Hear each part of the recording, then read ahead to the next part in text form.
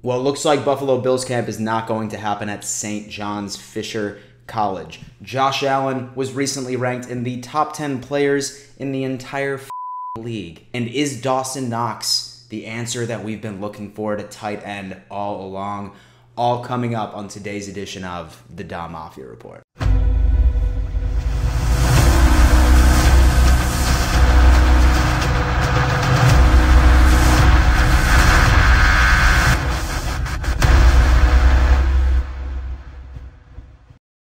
Yo ho ho, Bills Mafia. Welcome to yet another edition of the Bills Mafia Report. And yes, you did read that title correctly. We're going to be diving into some pretty major storylines that have happened throughout the past 24 hours in Buffalo Bills camp. A lot of people always call me out on this. They're like, Dan, bro, you should totally start selling merch saying, yes, you read that title correctly.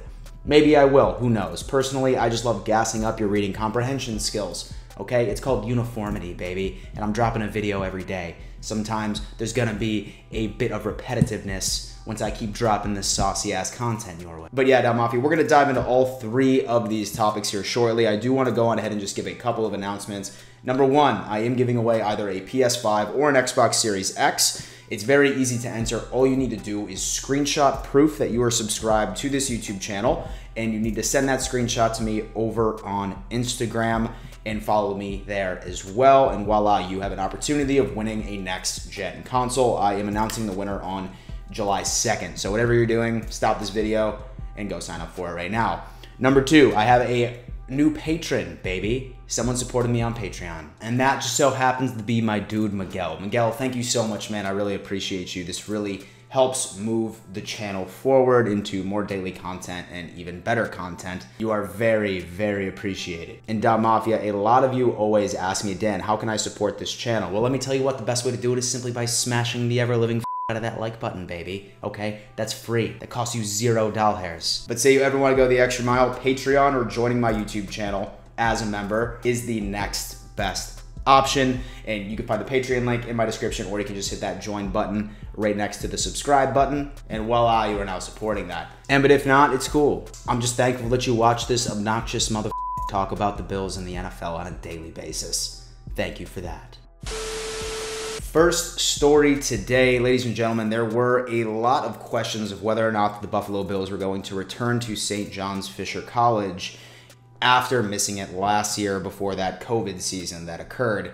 There were a lot of high hopes because the Buffalo Bills, Brandon Beane and Sean McDermott alike, do prefer their team to be outside of their facility when training camp commences. Unfortunately, it doesn't seem to be that there was a deal that was cemented in place. The Bills today just ended up announcing that they will, again, for the second year in a row, host training camp at their own facilities in Orchard Park. And apparently Brandon Beane said that he ended up sending a bunch of personnel from the Buffalo Bills front office to try and work out a deal, but due to the whole protocols at the NFL and along with the college's own protocols, it just didn't make sense at the end of the day. So once again, the Buffalo Bills are going to be training in Orchard Park. I haven't found any news on whether or not that fans are allowed to attend and actually watch this occur. I hope so, because I would absolutely love to be up there for that. But if I hear anything, I will certainly let you guys know on Twitter or maybe even during the video. And as of now, it looks like training camp is scheduled to start on July 27th. So we shall see how that all plays out.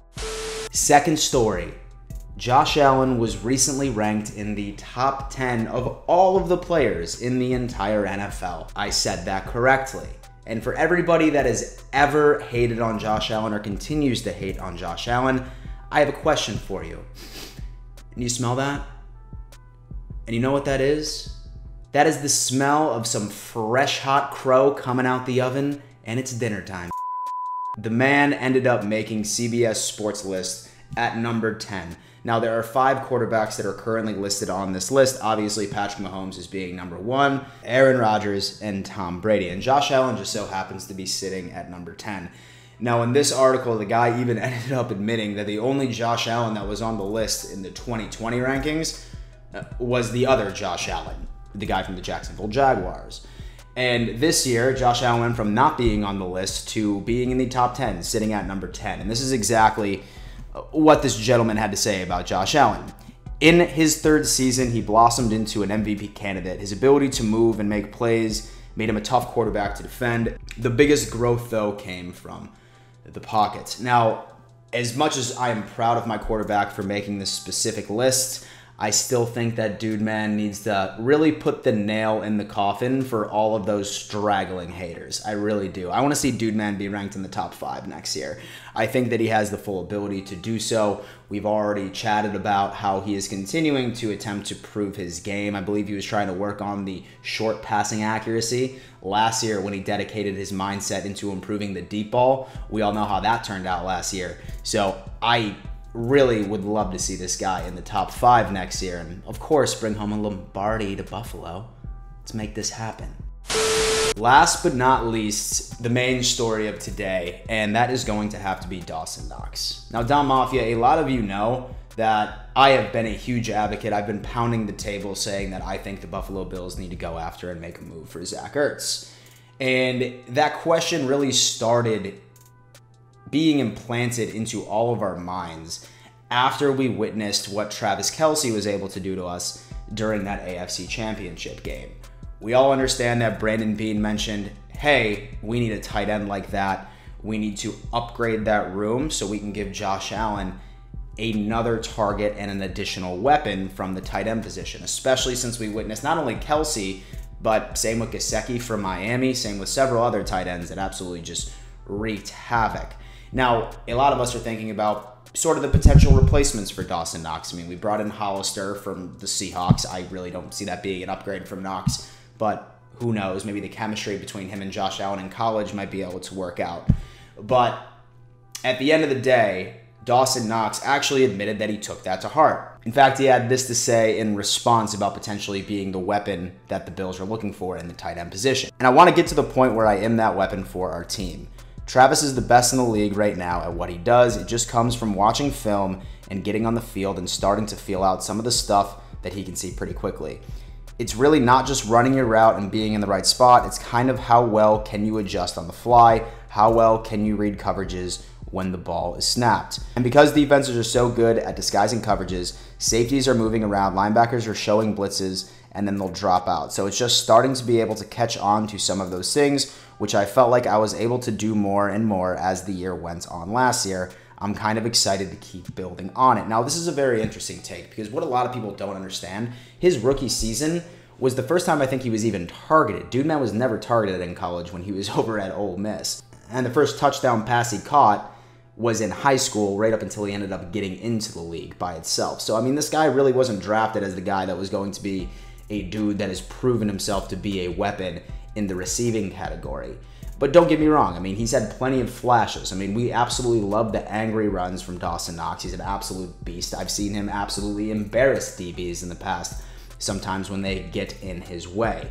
But then, on the same side, there's also some drops that significantly would piss me off, and probably pissed you off as well.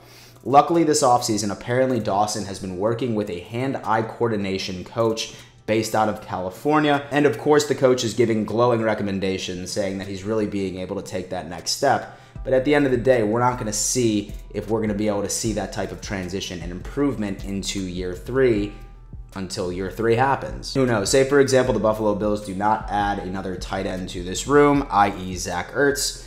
Then I'm really interested to see what Dawson Knox can do in his 3rd year in the NFL. I mean, I can think of a player who absolutely blew up his 3rd year, and hopefully we can see that exact same type of energy from Dawson Knox, and maybe he very well could be the answer for us at tight end. Dom Mafia, do me a favor, leave a comment on any of these stories. I really want to hear your thoughts about all of these situations. I will see you tomorrow, and before I let you go, always remember, let's go Buffalo.